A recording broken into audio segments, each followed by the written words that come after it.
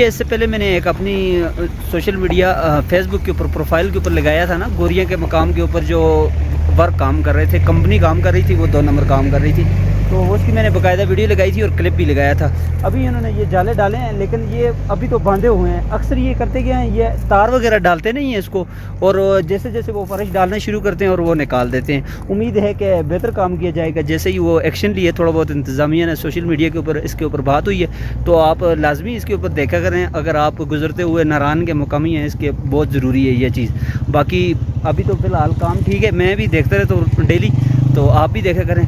बाकी ये वीडियो तो कल अपलोड होनी है, आज वैसे हफ्ता है, तो देखते हैं वर्क बहाल होता है नहीं होता, ये बहुत ज़रूरी है। बाकी नारान के रोड के हालात तो आप लोगों को पता ही है, तो उम्मीद है कि जल्द और बेहतर अच्छा फैसला होगा।